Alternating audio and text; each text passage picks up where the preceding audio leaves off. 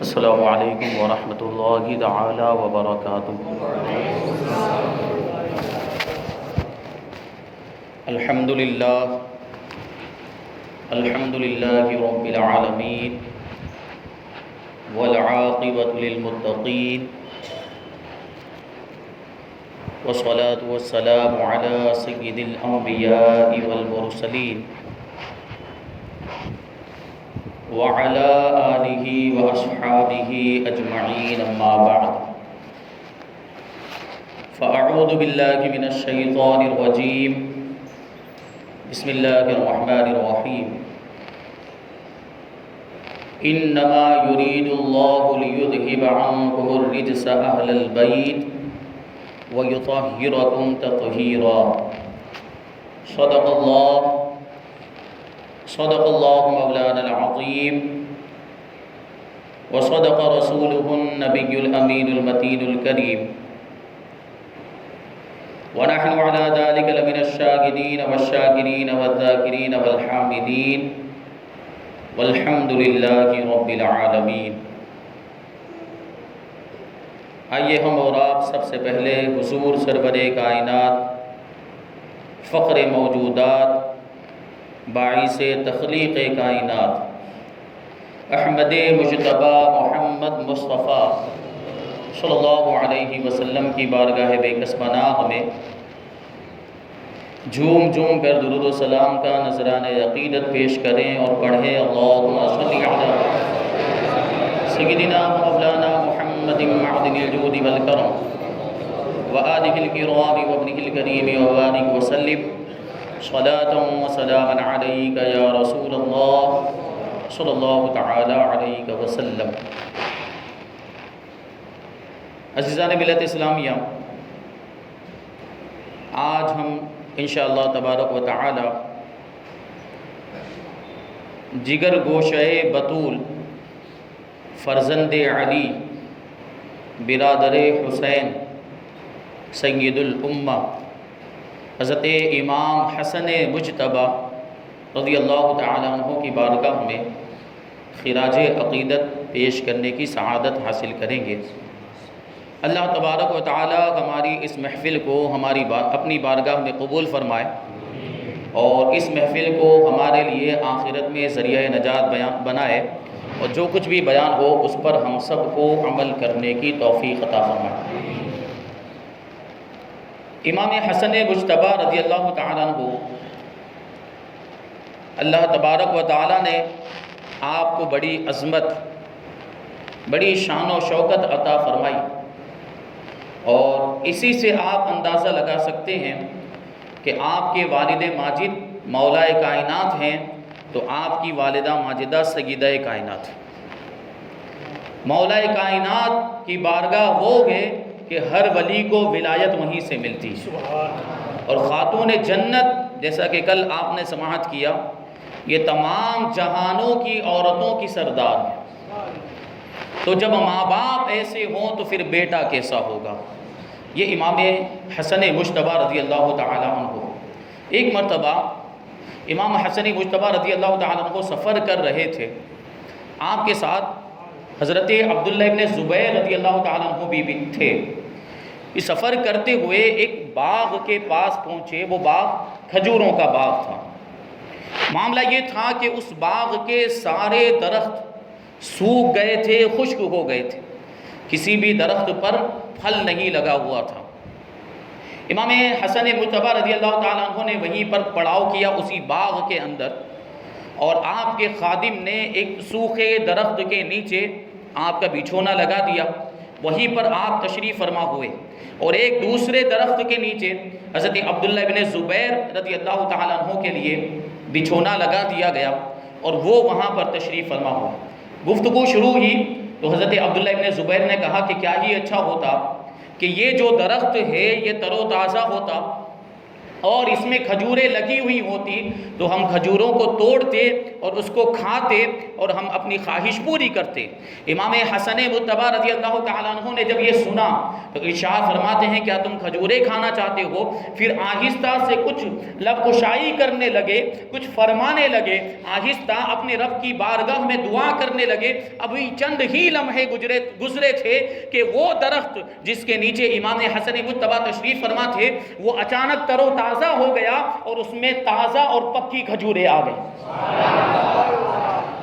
اب وہاں پر ایک شتربان بھی تھا، غالباً غیر مسلم تھا۔ جب اس نے یہ دیکھا کہ اچانک اس میں کھجوریں آ گئی اور اس سے پہلے ابھی تھوڑی دیر پہلے تو یہ درخت خشک ہو چکا تھا، اس میں کوئی کھجوریں نہیں تھی، کوئی پھل نہیں تھا، اور اس میں جو ہے کہ یہ اچانک کھجوریں آ گئی، وہ بھی پکی ہوئی کھجوریں۔ تو اس نے کیا کہا کہ یہ تو جادو کا کرشمہ لگتا ہے۔ تو حضرت عبداللہ ابن زبیر نے ارشاد فرمایا خبردار، توبہ کر، یہ جادو نہیں ہے، یہ تو نواسۂ رسول کی دعا کا اثر ہے۔ سب نے وہ کھجوریں کھائی جو بھی اس قافلے کے اندر موجود تھے، سب نے کھائی اور شکم سیر ہو کر کھائی، یعنی پیٹ بھر کے کھائی۔ یہ امام حسن مجتبی رضی اللہ تعالیٰ عنہ کی دعاؤں میں اللہ تبارک و تعالیٰ نے وہ اثر عطا فرمایا تھا، آپ جو دعا کرتے تھے وہ دعا قبول ہو جایا کرتی تھی۔ امام حسن مجتبی رضی اللہ تعالیٰ عنہ کی ولادت 15 رمضان المبارک ہجری 3 میں مدینہ منورہ کے اندر ہوئی۔ اللہ کے رسول صلی اللہ علیہ وسلم تشریف لائے اور حضرت علی سے ارشاد فرمایا کہ اس بچے کا نام رکھو۔ تو حضرت علی نے کہا آپ کے ہوتے ہوئے میں کیسے نام رکھ سکتا ہوں، آپ ہی کوئی نام تجویز فرمائیں۔ تو اللہ کے رسول صلی اللہ علیہ وسلم نے ارشاد فرمایا کہ اللہ جو نام فرمائے گا وہی نام رکھوں گا۔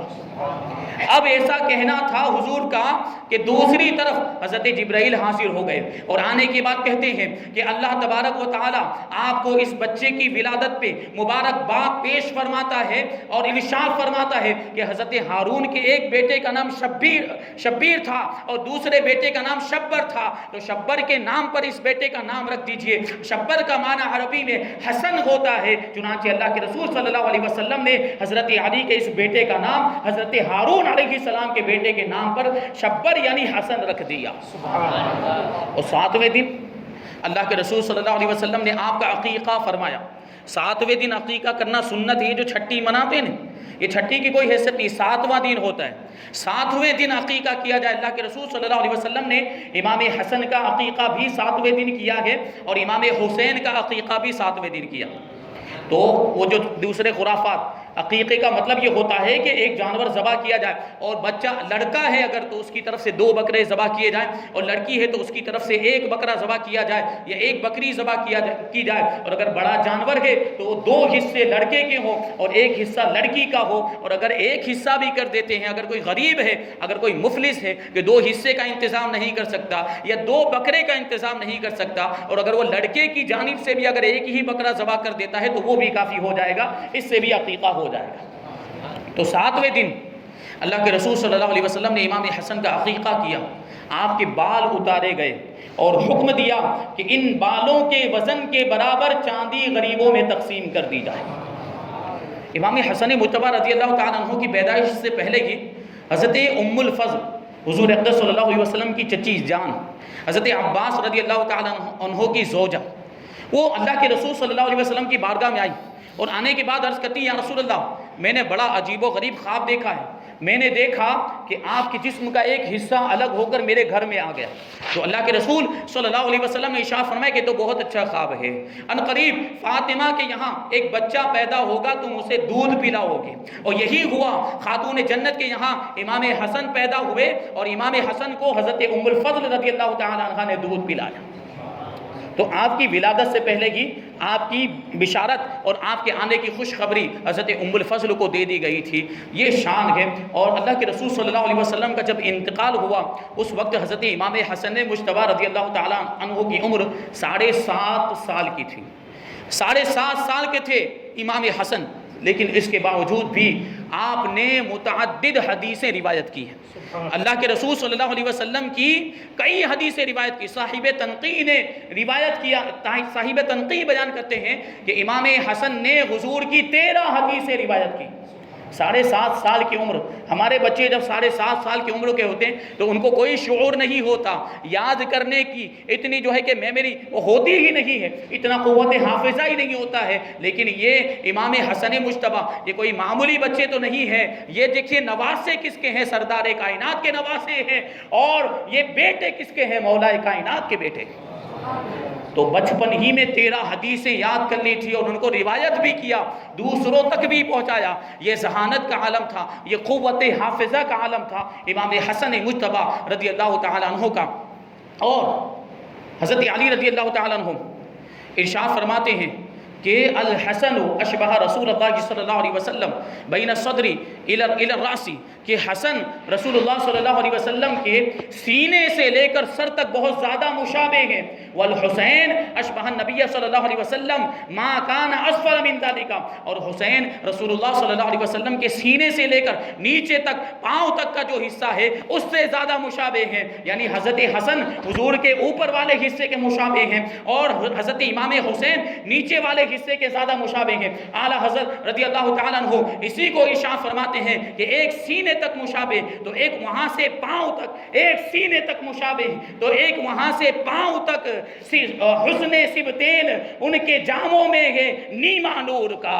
اور پھر آگے جو ہے کہ یوں عرض کرتے ہیں اعلیٰ حضرت امام احمد رضا خان فاضل بریلوی رضی اللہ تعالیٰ عنہ یوں ارشاد فرماتے ہیں کہ یہ خط توام کے بارے میں اعلیٰ حضرت رضی اللہ تعالیٰ عنہ نے آگے کے مصرے میں ارشاد فرمایا، درود پاک پڑھ لیجئے، اللہم صلی علی سیدنا و مولانا محمد معدن الجود والکرم وبارک وسلم وآلہ الکرام وابنہ الکریم۔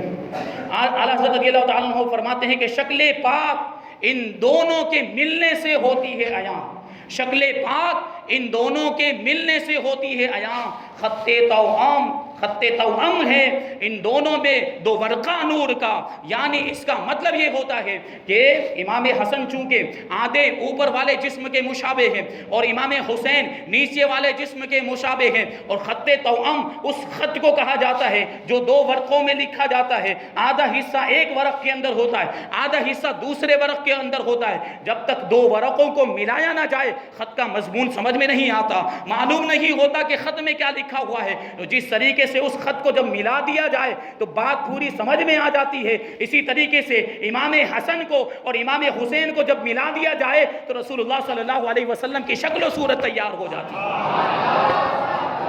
حجت الاسلام اسی کو تو کہتے ہیں کہ ذات حسن حسین ہے عین شبیہ مصطفیٰ، ذات حسن حسین ہے عین شبیہ مصطفیٰ، ذات ہے ایک نبی کی ذات ہیں یہ اسی کے نام دو، ذات ہے ایک نبی کی ذات ہیں یہ اسی کے نام دو۔ یہ مقام و مرتبہ اللہ تبارک و تعالیٰ نے دونوں شہزادوں کو عطا فرمائے۔ آپ کے فضائل میں بہت ساری حدیثیں حضرت ابو بکر رضی اللہ تعالیٰ عنہ بیان کرتے ہیں کہ ایک مرتبہ میں مسجد نبوی میں حاضر ہوا تو میں نے دیکھا کہ اللہ کے رسول صلی اللہ علیہ وسلم منبر پر رونق افروز ہیں اور آپ کے پہلو میں امام حسن تشریف فرما ہیں، اور اللہ کے رسول صلی اللہ علیہ وسلم کبھی صحابہ کرام کی طرف متوجہ ہوتے اور کبھی امام حسن کو دیکھتے، اور آپ نے ارشاد فرمایا کہ ابنی ھذا سید ولعل اللہ ان یصلح به بین فئتین من المسلمین، کہ میرا یہ بیٹا سردار ہے اور اللہ تبارک و تعالی ان قریب اس کے ذریعے سے مسلمانوں کی 2 جماعتوں کے درمیان صلح پیدا فرما دے گا۔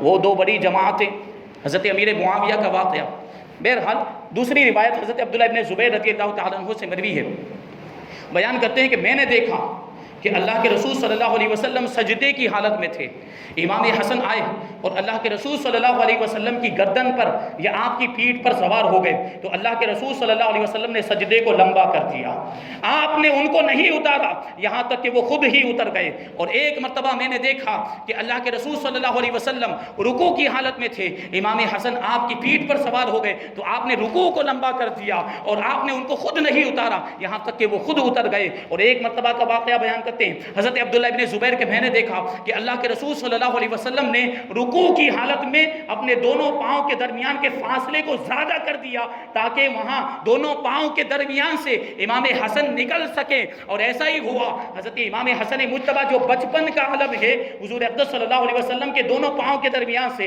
ادھر سے نکلتے تھے، ادھر جاتے تھے اور ادھر سے نکلتے تھے اور ادھر آ جایا کرتے تھے۔ اللہ کے رسول صلی اللہ علیہ وسلم ان کے لیے اپنے دونوں پاؤں کو کشادہ فرما دیا کرتے تھے۔ تھے۔ حضور شیخ الاسلام اسی کو تو ارشاد فرماتے ہیں، سبت نبی ہے پشت نبی پر، سبت نبی ہے پشت نبی پر، اور سجدے کی حالت ہے آقا نے تسبیح بڑھا دی، بیٹا ہی کچھ ایسا ہے۔ یہ شان ہے امام حسن مجتبی رضی اللہ تعالیٰ عنہ کی۔ یہ مقام و مرتبہ، ایک مرتبہ حضرت براء ابن عازب رضی اللہ تعالیٰ عنہ سے روایت ہے کہ اللہ کے رسول صلی اللہ علیہ وسلم حضرت امام حسن کو کندھے پہ اٹھائے ہوئے تشریف لائے اور یہ فرماتے ہوئے تشریف لائے، اللہم انی احبہ فاحبہ، اے پروردگار عالم میں اس سے محبت کرتا ہوں، تو بھی اس سے محبت فرما۔ حضرت عبداللہ ابن عباس رضی اللہ تعالیٰ عنہ سے روایت کہ ایک مرتبہ اسی طریقے سے اللہ کے رسول صلی اللہ علیہ وسلم امام حسن مجتبی کو اپنے کندھے پر بٹھائے ہوئے، کندھے پر سوار کیے ہوئے تشریف لائے تو کسی صحابی نے کہا، نعم المرکب رکبت یا غلام، اے شہزادے، اے صاحبزادے، کتنی پیاری سواری ہے جس پر آپ سوار ہیں۔ تو اللہ کے رسول صلی اللہ علیہ وسلم نے ارشاد فرمایا، وَنِعْمَ الرَّاكِبُ ہوا، اور سوار بھی تو کتنا اچھا ہے، یعنی حضور نے ارشاد فرمایا کہ تم نے سواری دیکھی کہ سواری کتنی اچھی ہے، سوار کو بھی تو دیکھو، سوار بھی کتنا اچھا ہے جو جنتی نوجوانوں کا سردار ہے۔ یہ دیکھیں احادیث کے اندر شہزادوں کے مقام و مرتبے کو اس طریقے سے بیان کیا گیا۔ ایک مرتبہ حضرت امیر معاویہ رضی اللہ تعالیٰ عنہ کے دربار میں قریش کے اور دیگر قبیلے کے بڑے بڑے لوگ جمع تھے، تو حضرت امیر معاویہ رضی اللہ تعالیٰ عنہ نے ارشاد فرمایا کہ اپنے ماں باپ، اپنی پھوپھی، اپنے چچا، اپنے ماموں، اپنی خالہ اور اپنے نانا نانی کے اعتبار سے سب سے زیادہ عزت والا کون ہے؟ تو حضرت مالک ابن عجلان وہاں پر تشریف فرماتے وہ کھڑے ہو گئے اور حضرت امام حسن مجتبی رضی اللہ تعالیٰ عنہ کی طرف اشارہ کر کے کہتے ہیں کہ یہ سب سے افضل ہے، کیونکہ ان کے والد مولا کائنات علی مرتضیٰ ہیں، ان کی والدہ خاتون جنت فاطمہ الزہرا رضی اللہ تعالیٰ عنہ ہیں، اور ان کی نانی ام المؤمنین حضرت خدیجہ الکبریٰ رضی اللہ تعالیٰ عنہ ہیں، اور ان کے نانا سردار دو جہاں حضور رحمت عالم صلی اللہ علیہ وسلم، اور ان کے جو چچا ہیں وہ ہے حضرت جعفر ابن ابی طالب، اور ان کی جو چچی ہیں، ان کی جو پھوپھی ہیں وہ حضرت ام ہانی ہے، اور ان کے جو ماموں اور ان کی جو خالائیں ہیں وہ ہیں اللہ کے رسول صلی اللہ علیہ وسلم کے صاحبزادے اور ان کی صاحبزادیاں۔ پھر حضرت مالک ابن عجلان حضرت امیر معاویہ سے پوچھتے ہیں کیا میں نے صحیح کہا؟ تو حضرت امیر معاویہ نے کہا خدا کی قسم یہی سچ ہے۔ یہ شان اور یہ مقام و مرتبہ حضرت امام حسن مجتبی رضی اللہ تعالیٰ عنہ نے اپنی زندگی میں 25 حج پیدل فرمائے، حالانکہ عمدہ سواریاں موجود تھیں، عمدہ قسم کے اونٹ موجود، لیکن ان سواریوں کا استعمال نہیں کیا بلکہ پیدل چل کے امام حسن مجتبی رضی اللہ تعالیٰ عنہ جایا کرتے اور حج ادا کرتے تھے، سواریوں پر سوار نہیں ہوتے۔ یہ سادگی کا عالم تھا اور یہ اللہ تبارک و تعالیٰ نے آپ کو یہ بے لوث طبیعت عطا فرمائی تھی۔ ایک مرتبہ اسی طریقے سے آپ سفر میں حج کرنے کے ارادے سے جا رہے تھے اور پیدل مکہ مکرمہ کی طرف تشریف لے جا رہے تھے کہ پیدل چلنے کی وجہ سے آپ کے پاؤں میں سوجن آ گئی، تو آپ کے غلام نے کہا کہ حضور کسی سواری کو جو ہے کہ سواری کو اختیار فرمائیں اور کسی سواری پر سوار ہو جائیں کہ آپ کے پاؤں کی جو سوجن ہے یہ کم ہو جائے۔ تو امام حسن مجتبی نے اس کی جو ہے کہ درخواست کو قبول نہیں کیا، انکار فرما دیا اور ارشاد فرمایا کہ جب تم اپنی منزل پر پہنچو تو وہاں ایک حبشی آدمی ہوگا، اس کے پاس تیل ہوگا، وہ تیل خرید لینا اس سے، اور یہ جو تیل ہے وہ ہم اپنی سوجن پر لگائیں گے تو وہ سوجن اچھی ہو جائے گی۔ تو غلام جواب دینے لگا کہ پورے راستے میں کسی بھی جگہ پر ہمیں کوئی ایسا آدمی نظر نہیں آیا جس کے پاس ایسی کوئی دوا ہو، تو پھر آگے کیسے ہمیں یہ دوا دستیاب ہو سکتی ہے؟ امام حسن مجتبی نے کچھ ارشاد نہیں فرمایا۔ جب منزل پر پہنچے تو غلام کی ملاقات اس حبشی آدمی سے ہوئی، اس سیاہ فام آدمی سے ہوئی جس کے پاس وہ دوا تھی۔ تو غلام نے امام حسن مجتبی سے کہا کہ کیا یہی آدمی ہے؟ تو امام حسن مجتبی نے کہا کہ ہاں یہی وہ آدمی ہے جس کے بارے میں ہم نے تم سے کہا تھا۔ اب وہ غلام جو ہے کہ اس حبشی کے پاس گیا اور دوا کے بارے میں پوچھا تو وہ حبشی جو آدمی تھا اس نے کہا کہ کس کے لیے خرید رہے ہو؟ تو اس نے کہا، یعنی غلام نے کہا کہ امام حسن مجتبی کے لیے خرید رہا ہوں۔ تو وہ غلام کہتا، وہ حبشی کہتا ہے پھر تو مجھے امام حسن مجتبی کے پاس لے کے چلو، میں ان کا غلام ہوں۔ اب وہ غلام حبشی کو لے کر امام حسن کی بارگاہ میں آیا، وہ بارگاہ میں حاضر ہونے کے بعد وہ حبشی کہتا ہے کہ یا سیدی میں تو آپ کا غلام ہوں،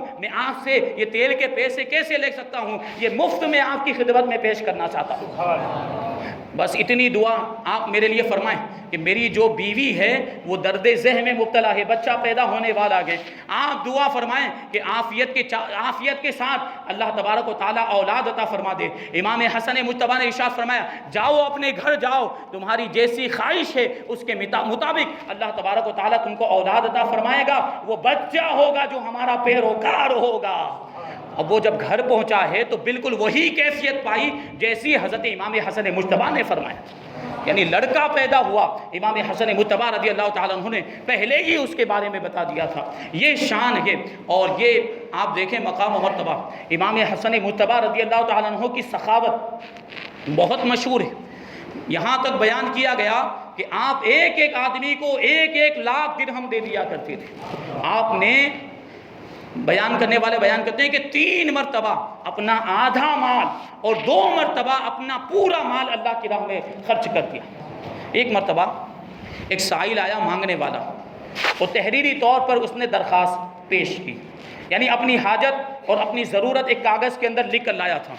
امام حسن مجتبیٰ رضی اللہ تعالیٰ عنہ نے فوراً اس کو ارشاد فرمایا کہ تمہاری ضرورت پوری کر دی جائے گی، یعنی کاغذ کو پڑھنے سے پہلے، ضرورت کو پڑھنے سے پہلے ہی امام حسن مجتبیٰ نے کہا کہ تمہاری ضرورت پوری کر دی جائے گی۔ اب جو وہاں موجود تھے انہوں نے عرض کیا حضور پہلے اس کی ضرورت کو پڑھ لیتے، اس میں کیا لکھا ہے وہ دیکھ لیتے، اس کے بعد اس کے تعلق سے حکم جاری فرماتے۔ تو امام حسن مجتبیٰ نے ارشاد فرمایا کہ جتنی دیر تک میں اس کے خط کو پڑھتا، جتنی دیر تک میں اس کے کاغذ کو پڑھتا، اتنی دیر تک وہ سائل میرے سامنے ذلت کے ساتھ کھڑا رہتا۔ تو مجھے یہ گوارا نہیں ہوا کہ اللہ تبارک و تعالیٰ کل قیامت کے دن مجھ سے پوچھے گا کہ تم نے اتنی دیر تک سائل کو کھڑا رکھ کے ذلیل کو کیا، تو میں اس کی بارگاہ میں کیا جواب دیتا۔ یہ امام حسن مجتبیٰ کا کردار۔ آج ہمارا معاملہ کیا ہو گیا کہ سائل یا مانگنے والا جب کوئی آتا ہے، یا ہم کسی کو زکوٰۃ دیتے ہیں یا ہم کسی کو صدقہ دیتے ہیں تو اس کو خوب ذلیل کیا جاتا ہے، اگر کسی کی مدد کی جاتی ہے تو اس کو خوب ذلیل کیا جاتا ہے، اور بڑا جو ہے کہ اس طرح کے معاملات ہوتے ہیں۔ بلکہ آج کل تو رواج چلا ہے سیلفیاں لی جاتی ہے، مدد کرتے ہوئے کسی کو کمبل دیا جا رہا ہے تو اس کی سیلفی لیتے ہیں، ویڈیو بنائی جاتی ہے، کسی کو اگر کچھ دے رہے ہیں تو اس کی عزت کا اس طریقے سے جنازہ نکالا جاتا ہے۔ ہر آدمی کے پاس خودداری ہوتی ہے، ہر آدمی کے پاس ایگو ہوتا ہے، اگرچہ وہ غریب ہے لیکن اس کے پاس بھی اس کی عزت نفس ہے۔ اس طریقے سے کسی کی عزتوں کا جنازہ مت نکالے۔ اللہ کے رسول صلی اللہ علیہ وسلم نے ارشاد فرمایا کہ صدقہ اس طریقے سے کرنا چاہیے کہ اگر دائیں ہاتھ سے دے تو بائیں ہاتھ کو خبر نہ ہو۔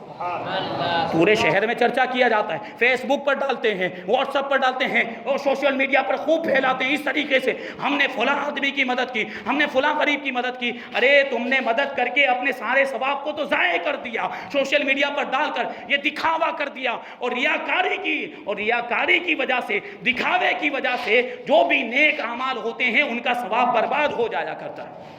یہ امام حسن مجتبیٰ رضی اللہ تعالیٰ عنہ کی زندگی سے ہمیں سبق ملتا ہے۔ ایک مرتبہ امام حسن مجتبیٰ رضی اللہ تعالیٰ عنہ تشریف فرما تھے، آپ کے پہلو میں ایک شخص بار بار اللہ تبارک و تعالیٰ سے 10,000 درہم کا سوال کر رہا تھا۔ اے پروردگار 10,000 درہم دے دے، 10,000 درہم کا انتظام فرما دے، 10,000 درہم کی ضرورت ہے۔ امام حسن مجتبیٰ نے سنا کہ اس کو 10,000 کی ضرورت ہے، فوراً اٹھ کر اپنے مکان پر تشریف لے گئے اور اپنے خادم کے ذریعے 10,000 درہم اس شخص کے لیے بھجوا دیے۔ یہ شان، یہ غریبوں کی مدد کرنے کا جذبہ۔ اس طریقے سے امام حسن مجتبیٰ رضی اللہ تعالیٰ عنہ جہاں بھی موقع ہوتا، جسے بھی ضرورت ہوتی، اس کی ضرورت کو پورا کر دیا کرتے تھے۔ ایک مرتبہ حضرت ابو ہارون بیان کرتے ہیں کہ ہم لوگ حج کرنے کے لیے گئے، حج سے فارغ ہونے کے بعد مدینہ منورہ پہنچے تو حضرت امام حسن مجتبیٰ رضی اللہ تعالیٰ عنہ سے ملاقات کے لیے بھی گئے۔ ملاقات ہوئی، سلام اور دعا کے بعد ہم نے حج کے حالات عرض کیے، پھر ہم واپس ہونے لگے تو امام حسن مجتبیٰ رضی اللہ تعالیٰ عنہ نے اپنے خادم کے ذریعے ہم میں سے ہر شخص کے لیے 400 درہم بھیجے، ہم میں سے ہر شخص کے لیے 400 درہم بھیجے۔ تو ہم نے کہا کہ ہم تو مالدار ہیں، ہم دولت مند ہیں، ہمیں ضرورت نہیں ہے۔ تو وہ خادم اور غلام کہنے لگا کہ آپ امام حسن کے عمل خیر کو واپس مت کیجیے۔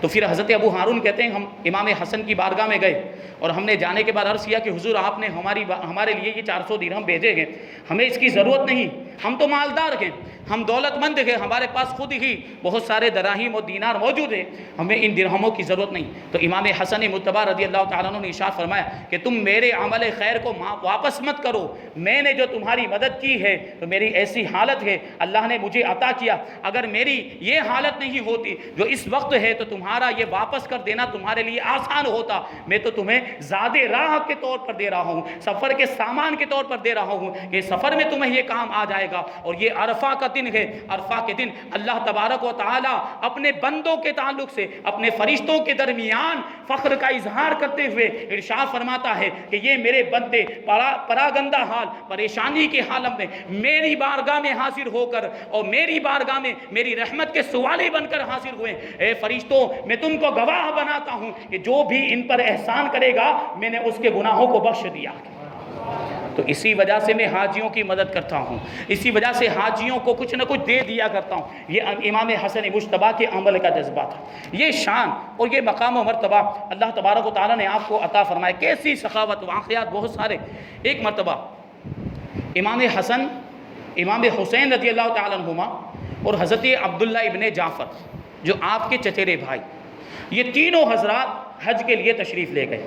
اب جا رہے تھے تو ہوا یوں کہ جو کھانے پینے اور دیگر سامان کا جو اونٹ تھا، جس اونٹ پر کھانے پینے کا سامان اور دوسرا سامان رکھا ہوا، تو وہ اونٹ بہت پیچھے رہ گیا اور یہ حضرات آگے نکل گئے۔ تو اب کھانا پینا ظاہر سی بات نہیں ملا، تو بھوک لگی، پیاس کا احساس ہوا۔ تو بھوک کی وجہ سے، پیاس کی شدت کی وجہ سے ادھر ادھر آپ نے تلاش کیا کہ کہیں کوئی کھانے کا سامان مل جائے، کہیں کوئی پینے کے لیے مل جائے۔ تو ایک خیمہ نظر آیا، وہاں قریب گئے تو اس میں ایک بڑھیا تھی، اور جانے کے بعد یہ حضرات کہتے ہیں کہ کچھ پینے کے لیے ہو تو دو۔ تو بڑھیا نے فوراً، اس کے پاس ایک بکری تھی، بکری کا دودھ نکال کر ان تینوں حضرات کی بارگاہ میں پیش کیا۔ ان تینوں حضرات نے بکری کے دودھ کو پیا، اور پینے کے بعد یہ تینوں حضرات کہتے ہیں کہ اگر کچھ کھانے کے لیے ہو تو وہ بھی لا کر دے دو۔ تو وہ بڑھیا جواب دیتی ہے کہ کھانے کے لیے تو کچھ بھی نہیں ہے، صرف یہ بکری ہے جو ہمارے لیے ذریعہ معاش ہے، لیکن آپ کے لیے یہ جو ہے اجازت ہے کہ آپ اس کو ذبح کر کے کھا جائیں۔ چنانچہ اس کو ذبح کیا گیا اور اس بکری کو پکا کر یہ حضرات کھا گئے۔ اور پھر جاتے ہوئے ان حضرات نے کہا کہ تم نے ہم پر بہت بڑا احسان کیا، ہم قبیلہ قریش سے تعلق رکھتے ہیں، ہم خاندان قریش سے تعلق رکھتے ہیں، ہم سفر میں جا رہے ہیں، ہم جب سفر سے واپس آئیں تو ہمارے پاس آنا، ہم تمہارے اس احسان کا بدلہ دے دیں گے، ہم تمہارے اس احسان کا بدلہ چکا دیں گے۔ یہ کہتے ہوئے آپ لوگ سفر میں آگے روانہ ہو گئے۔ حضرات حسنین کریمین اور حضرت عبداللہ ابن جعفر رضی اللہ تعالیٰ عنہم سفر میں چلے گئے۔ اب دوسری جانب اس بڑھیا کا شوہر جب شام کو واپس آیا تو دیکھا بکری نہیں، پوچھا بکری کہاں گئی؟ تو اس نے کہا کہ کچھ مہمان آئے تھے، کچھ مسافر آئے تھے، ان کے لیے اس بکری کو ذبح کر دیا گیا۔ تو اس کا شوہر ملامت کرنے لگا کہ تو نے اجنبیوں کے لیے بکری کو ذبح کر دیا، ان کے ساتھ تیری کوئی واقفیت نہیں تھی، ان کے ساتھ تیری کوئی جان پہچان نہیں تھی اور کوئی دوستی نہیں تھی، ایسے لوگوں کے لیے تو نے اپنی بکری کو ذبح کر دیا۔ بہرحال بات آئی گئی ہو گئی، ایک مدت گزر گئی، اور ایک مدت کے بعد یہ بڑھیا اور اس کے شوہر کو مدینہ منورہ کے اندر کوئی ضرورت پیش آئی، تو یہ دونوں مدینہ منورہ کے اندر آئے، اور ان کی غریبی کا عالم یہ تھا، مفلسی کا عالم یہ تھا کہ مدینہ منورہ کے اندر اونٹوں کی مینگنیاں چن چن کر اس کو بیچا کرتے تھے اور اپنا گزر بسر چلایا کرتے تھے۔ اتنے غریب تھے دونوں، لیکن مدد کی تھی اہل بیت اطہار کی، تو اس کا صلہ ان کو کیا ملا؟ ایک مرتبہ یہ بڑھیا جو ہے کہ جا رہی تھی، وہ گزر رہی تھی، امام حسن مجتبی رضی اللہ تعالیٰ عنہ کے مکان کے سامنے سے گزری۔ امام حسن دروازے میں کھڑے تھے، جیسے ہی اس بڑھیا کے چہرے پر نظر پڑی، بڑھیا کو فوراً پہچان لیا، پکار کر کہتے ہیں اے بڑھیا کیا مجھے جانتی ہے؟ کیا تو مجھے پہچانتی ہے؟ بڑھیا نے کہا نہیں، بہت ٹائم ہو گیا تھا، ایک عرصہ گزر گیا تھا۔ وہ کہتی میں نے نہیں پہچانا۔ امام حسن ارشاد فرماتے ہیں میں وہی ہوں جو فلاں دن تمہارا مہمان بنا تھا۔ بڑھیا کہتی کہ آپ وہی ہیں۔ اتنا کہنے کے بعد امام حسن مجتبی نے اس کو قریب بلایا، 1000 بکریاں اور 1000 دینار اسے عطا فرمایا۔ پھر اتنا ہی نہیں، کیونکہ 3 حضرات تھے، امام حسین بھی تھے اور حضرت عبداللہ ابن جعفر بھی تھے۔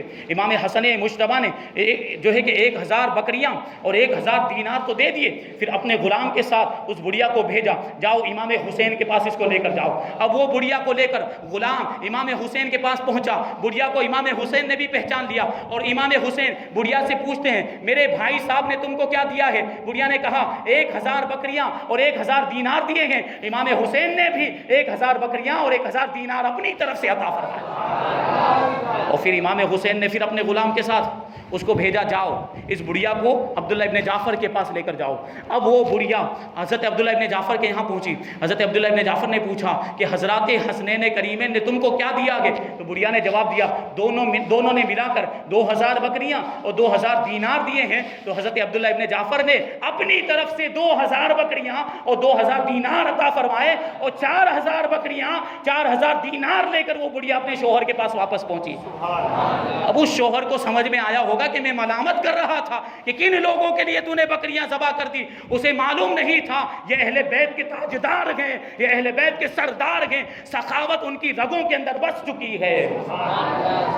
یہ شان سخاوت کی کہ یہ عظمت ان کی اس طریقے سے سخاوت کیا کرتے تھے۔ ایک مرتبہ امام حسن مجتبی رضی اللہ تعالیٰ عنہ ایک باغ کے قریب سے گزر رہے تھے تو آپ کی نظر پڑی اس باغ کے اندر ایک شخص سیاہ فام یعنی حبشی آدمی بیٹھا ہوا تھا، وہ کھانا کھا رہا تھا۔ آپ قریب گئے تو آپ نے دیکھا کہ وہ آدمی ایک نوالا خود کھاتا تھا اور ایک نوالا اپنے کتے کو کھلاتا تھا، اس کے قریب میں اس کا کتا بیٹھا ہوا تھا۔ امام حسن مجتبی رضی اللہ تعالیٰ عنہ اس کے قریب گئے اور ارشاد فرمایا کہ تم اپنے کتے کو کھانا کھلا رہے ہو، خود بھی کھا رہے ہو، اس بات پر تمہیں کس نے ابھارا؟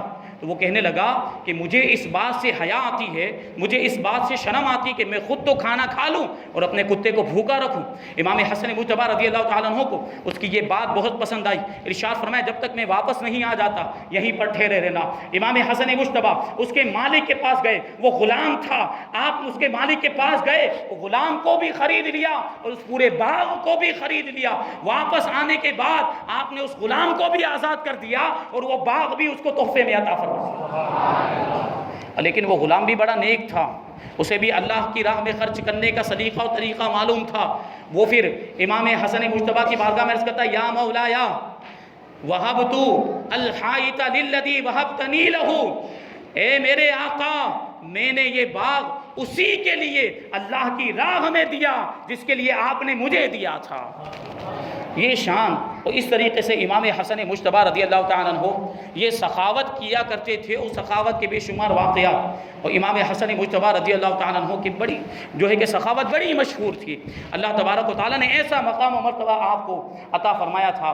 اور پھر دیکھیں عبادتوں کا معاملہ، رات رات بھر جاگ کر عبادت کیا کرتے تھے، اکثر روزے سے رہا کرتے تھے اور قرآن پاک سے آپ کو بڑی محبت تھی۔ جب بھی موقع ملتا قرآن پاک کی تلاوت کیا کرتے تھے، خاص طور پر سورہ کہف کی تلاوت کرتے تھے۔ اور سورہ کہف آپ کے پاس ایک تختی تھی، اس پر سورہ کہف لکھی ہوئی تھی، وہ تختی ہمیشہ اپنے پاس رکھتے تھے۔ جب بھی کسی زوجہ کے یہاں، جب بھی کسی بیوی کے یہاں تشریف لے جاتے تھے تو وہ تختی اپنے ساتھ لے کر جایا کرتے تھے۔ یہ قرآن سے محبت، قرآن پاک کی تلاوت سے ایسی محبت تھی امام حسن مجتبی رضی اللہ تعالیٰ عنہ کو۔ اور عفو درگزر، اخلاق نبوت کس طریقے سے آپ کے اندر منتقل ہوئے تھے، عفو درگزر کرنا، لوگوں کو معاف کر دینا، یہ شان بھی آپ کے اندر کیسی پائی جاتی تھی۔ ایک مرتبہ آپ مہمانوں کے ساتھ کھانا کھا رہے تھے کہ آپ کا خادم شوربے سے بھرا ہوا پیالہ لے کے آ رہا تھا تو اچانک اس کے ہاتھ سے وہ پیالہ گر گیا اور پیالہ گرنے کی وجہ سے شوربہ پورا بکھر گیا اور اس شوربے کے چھینٹے امام حسن مجتبی رضی اللہ تعالیٰ عنہ کے کپڑوں پر بھی اڑے۔ وہ گھبرا گیا، وہ خادم ڈر گیا اور ڈر کے مارے وہ جو ہے کہ آیت کریمہ تلاوت کرنے لگ گیا۔ سورہ آل عمران کی آیت نمبر 134 والکاظمین الغیظ والعافین عن الناس، غصے کو پی جانے والے اور لوگوں کو درگزر کرنے والے، لوگوں کو معاف کر دینے والے امام حسن مجتبی رضی اللہ تعالیٰ عنہ نے جب قرآن پاک کی یہ آیت سنی تو انتہائی نرم لہجے کے اندر اس سے ارشاد فرمایا جا ہم نے تجھے معاف کیا۔ اور یہ سننا تھا کہ اس نے آگے کی آیت کا جو حصہ ہے وہ تلاوت کیا، واللہ یحب المحسنین، اللہ احسان کرنے والوں کو پسند فرماتا ہے، اللہ نیک لوگوں کو پسند فرماتا ہے۔ اتنا سننا تھا کہ امام حسن مجتبی نے ارشاد فرمایا جا اللہ کی رضا کے لیے ہم نے تجھے آزاد کیا۔ یہ شان اللہ تبارک و تعالیٰ نے یہ مقام و مرتبہ آپ کو عطا فرمایا تھا۔ امام حسن مجتبی رضی اللہ تعالیٰ عنہ کی شہادت کس طریقے سے ہوئی؟ آپ نے ایک مرتبہ خواب میں دیکھا کہ آپ کی دونوں آنکھوں کے درمیان قل هو اللہ احد لکھا ہوا ہے، پیشانی پر دونوں آنکھوں کے درمیان قل هو اللہ احد لکھا ہے۔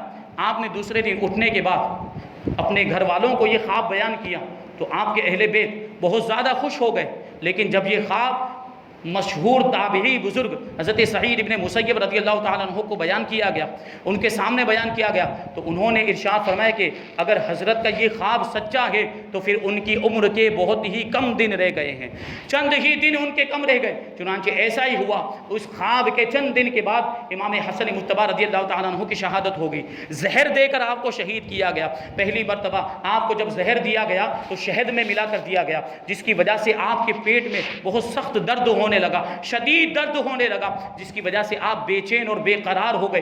پوری رات اسی بے قراری اور بے چینی میں گزری۔ صبح جب ہوئی تو اللہ کے رسول صلی اللہ علیہ وسلم کے روزے پر حاضر ہوئے اور دعا فرمائی، تو اللہ تبارک و تعالیٰ نے آپ کو شفائے کامل عطا فرمائی اور زہر کا جو اثر تھا وہ ختم ہو گیا۔ لیکن دوسری مرتبہ پھر آپ کو زہر دیا گیا، اب کھجور کے اندر زہر ملا کے دیا گیا۔ آپ نے 6 یا 7 کھجوریں کھائی تھی کہ آپ کو بہت زیادہ بے چینی اور گھبراہٹ ہونے لگی۔ آپ اپنے بھائی حضرت امام حسین رضی اللہ تعالیٰ عنہ کے مکان پہ تشریف لے گئے، رات کا وقت تھا، پوری رات وہیں پر بے چینی اور بے قراری میں گزاری۔ پھر وہی صبح کو اللہ کے رسول کے روضہ اقدس پر حاضر ہوئے۔ اللہ تبارک و تعالیٰ کی رحمت اور حضور صلی اللہ علیہ وسلم کی برکت سے پھر سے وہ زہر کا اثر زائل ہو گیا، پھر سے آپ کو شفا ہو گئی۔ لیکن ظالموں نے 1-2 مرتبہ آپ کو زہر نہیں دیا، بلکہ 6 مرتبہ آپ کو زہر دیا کہ 5 مرتبہ آپ کو زہر دیا۔ اللہ تبارک و تعالیٰ نے آپ کو شفا عطا فرمائی، لیکن 6ٹی مرتبہ جب زہر دیا ہے تو ہیرے کی کنی یعنی ہیرے کا جو گوشہ ہوتا ہے، ہیرے کا جو تراشا ہوتا ہے، کیونکہ ہیرے کے بارے میں آپ کو معلوم ہونا چاہیے کہ دنیا کا سب سے سخت ترین جو پتھر ہے وہ ہیرا ہے، اور اس کی وجہ سے یہ بہت ہی نقصان دہ بھی ہوتا ہے۔ اگر کوئی اس کو کھا لے تو اس کی وجہ سے سخت تکلیف کا سامنا کرنا پڑے گا۔ تو ہیرے کی کنی کو پیس کر آپ کی سراہی کے اندر ڈال دیا گیا۔ جب امام حسن مجتبی رضی اللہ تعالیٰ عنہ نے اس سراہی سے پانی پیا تو ایسا محسوس ہوا کہ حلق سے لے کر ناف تک یہ سارا حصہ پھٹ گیا ہو اور دل کے ٹکڑے ٹکڑے ہو گئے ہو، بے چینی اور بے قراری کا عالم، اور اسی عالم میں دست بھی شروع ہو گئے، قے آنی بھی شروع ہو گئی۔ معاملہ یہ تھا کہ آپ کے جگر اور انتڑیوں کے ٹکڑے بھی گرنے لگ گئے۔ ایسی سخت تکلیف کا سامنا امام حسن مجتبی رضی اللہ تعالیٰ عنہ نے کیا، اور امام حسین رضی اللہ تعالیٰ عنہ آپ کے پاس آئے اور آنے کے بعد کہتے ہیں کہ بھائی جان مجھے بتائیے کہ کس نے آپ کو زہر دیا؟ تو امام حسن مجتبی کہتے ہیں کہ اگر میں بتا دوں گا تو کیا آپ اس کو قتل کر دیں گے؟ تو امام حسین کہتے ہیں ہاں یقیناً میں اس کو قتل کر دوں گا۔ تو امام حسن مجتبی نے ارشاد فرمایا کہ اگر میرا گمان ہے جس کے بارے میں، اگر واقعی اسی نے مجھے زہر دیا ہے تو پھر اللہ منتقم حقیقی ہے، حقیقت میں انتقام لینے والا اللہ تبارک و تعالیٰ ہے، اور اس کی پکڑ بہت سخت ہے، وہی اس کا بدلہ دے گا۔ اور اگر میرا گمان جس کے تعلق سے اگر اس نے زہر نہیں دیا ہے تو پھر میں نہیں چاہتا کہ میری وجہ سے کسی بے گناہ کو قتل کر دیا جائے۔ یہ دیکھیں آخری وقت ہے، لیکن اس کے باوجود عدل و انصاف کا دامن اس طریقے سے آپ نے تھاما ہے کہ تاریخ کے اوراق کے اندر اس واقعے کو لکھا گیا ہے سنہری حلفوں میں کہ امام حسن مجتبی رضی اللہ تعالیٰ عنہ نے آخری وقت میں بھی یہ گوارا نہیں کیا کہ کسی بے گناہ کو سزا مل جائے۔ اب امام حسین رضی اللہ تعالیٰ عنہ نے جب آپ کی گھبراہٹ اور آپ کی بے چینی کو دیکھا تو آپ کے پاس آئے اور ارشاد فرماتے ہیں کہ آپ کیوں گھبرا رہے ہیں، آپ کیوں بے چین ہو رہے ہیں؟ ان قریب آپ کی ملاقات اللہ کے رسول صلی اللہ علیہ وسلم سے ہوگی، ان قریب آپ کی ملاقات ام المؤمنین حضرت خدیجہ الکبریٰ سے ہوگی، آپ کی ملاقات حضرت علی مرتضیٰ سے ہوگی، آپ کی والدہ ماجدہ فاطمہ سے آپ کی ملاقات ہوگی، حضرت طاہر اور قاسم سے ہوگی، حضرت جعفر سے ہوگی، اور آپ کے سارے رشتہ داروں سے آپ کی ملاقات ہوگی۔ تو امام حسن مجتبی نے کہا کہ مجھے اس کی فکر نہیں، آج جس معاملے کے اندر میں داخل ہونے والا ہوں یہ ایسا معاملہ ہے کہ اس سے پہلے کبھی یہ معاملہ پیش نہیں آیا، اور جو مخلوق کو میں دیکھ رہا ہوں ایسی مخلوق آج سے پہلے میں نے کبھی نہیں دیکھی ہے، اس کی وجہ سے میں گھبراہٹ کا شکار ہوں۔ حضرت امام حسن مجتبی رضی اللہ تعالیٰ عنہ اسی تکلیف کے اندر 5 ربیع الاول ہجری 50 میں آپ کا انتقال ہو گیا، آپ شہید ہو گئے، اور آپ کی جو نماز جنازہ حضرت سعید ابن عاص نے پڑھائی، امام حسین رضی اللہ تعالیٰ عنہ نے خود ان کو نماز جنازہ پڑھانے کا حکم دیا تھا۔ یہ سعید ابن عاص اس وقت مدینہ منورہ کے گورنر تھے، انہوں نے امام حسن کی نماز جنازہ پڑھائی اور جنت البقیع کے اندر حضرت خاتون جنت رضی اللہ تعالیٰ عنہ کے پہلو میں آپ کو دفن کیا گیا۔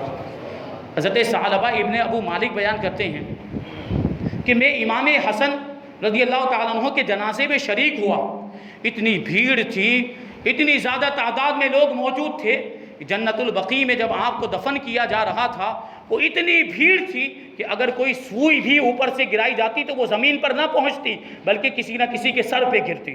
اتنی تعداد میں لوگ امام حسن مجتبی رضی اللہ تعالیٰ عنہ کے جنازے میں شریک ہوئے تھے۔ یہ اللہ والے ہوتے ہیں جن کو اللہ تبارک و تعالیٰ ایسا مقام و مرتبہ عطا فرماتا ہے۔ تو یہ شان ہے امام حسن مجتبی رضی اللہ تعالیٰ عنہ کی، اور یہ زندگی کے حالات۔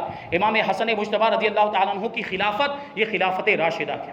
6 مہینے تک امام حسن رضی اللہ تعالیٰ عنہ مسند خلافت پر رونق افروز رہے۔ اللہ کے رسول صلی اللہ علیہ وسلم نے ارشاد فرمایا تھا خلافت النبوہ 30 سنتاً، کہ نبوت کی جو خلافت ہے یعنی خلافت راشدہ جو ہے وہ 30 سال تک رہے گی۔ اب حضور اقدس صلی اللہ علیہ وسلم کی وفات سے اگر ہم حساب لگاتے ہیں تو امام حسن کا جو زمانہ ہے جب آپ نے خلافت سے دستبرداری کا اظہار کیا تھا اور خلافت حضرت امیر معاویہ کو سونپ دی تھی، وہاں تک ہم حساب لگائیں تو یہ پورے 30 سال ہو جاتے ہیں۔ تو آپ کی جو خلافت ہے وہ خلافت راشدہ۔ اس کے بعد اللہ کے رسول نے ارشاد فرمایا ثم یؤتی اللہ ملکہ من یشاء، پھر اللہ تبارک و تعالیٰ اپنی حکومت جسے چاہے گا عطا فرما دے گا۔ یعنی امام حسن پر خلافت ختم ہو گئی، خلافت راشدہ کا اختتام ہو گیا، اب آگے یہ بادشاہت ہوگی اور یہ حکومت ہوگی۔ حضرت امیر معاویہ کو اسی وجہ سے اسلام کا پہلا بادشاہ کہا جاتا ہے، کیونکہ وہاں پر خلافت ختم ہو چکی تھی، اور امام حسن مجتبی رضی اللہ تعالیٰ عنہ نے حضرت امیر معاویہ سے صلح فرما لی تھی۔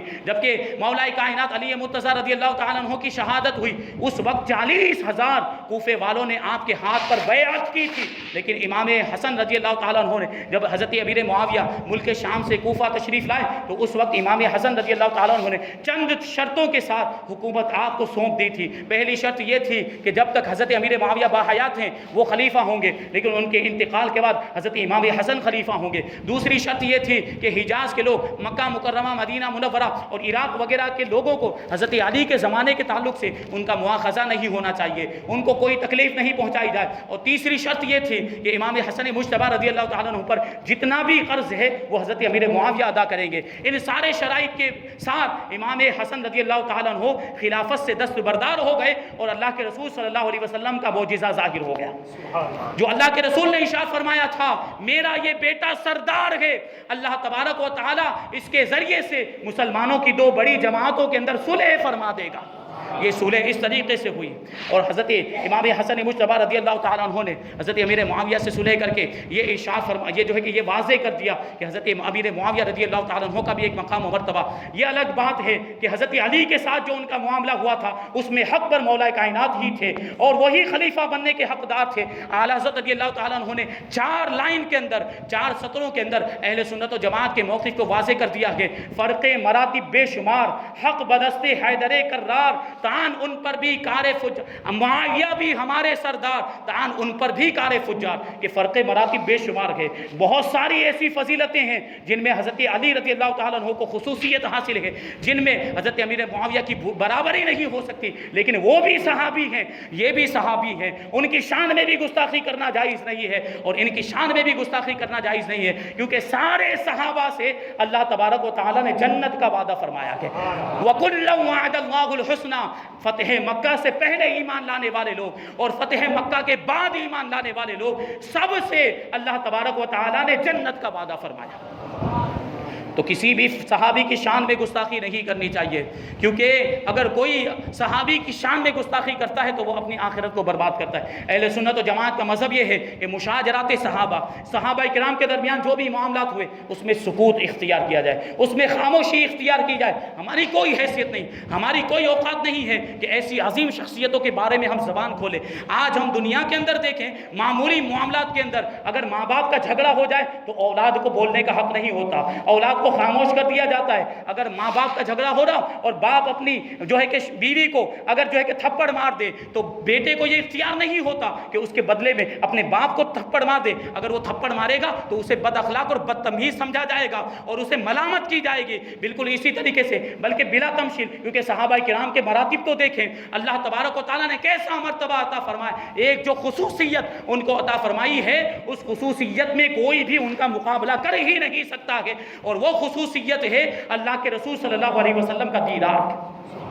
اسی دیدار کی وجہ سے اور رسول اللہ صلی اللہ علیہ وسلم کی صحبت کی وجہ سے اللہ تبارک و تعالیٰ نے صحابہ کرام کو وہ مرتبہ عطا فرمایا کہ کوئی ولی کتنے بھی بڑے مرتبے پر پہنچ جائے، غوث ہو جائے، قطب ہو جائے، ابدال ہو جائے، لیکن صحابی کے مرتبے کو نہیں پہنچ سکتا۔ اسی وجہ سے تو غوث پاک رضی اللہ تعالیٰ عنہ نے ارشاد فرمایا کہ اگر میں بیٹھا ہوں اور حضرت امیر معاویہ گھوڑے پر سوار ہو کر آئیں اور ان کے گھوڑے کی دھول اڑ کر مجھ پر لگ جائے تو میں اسے اپنی نجات کا ذریعہ سمجھوں گا۔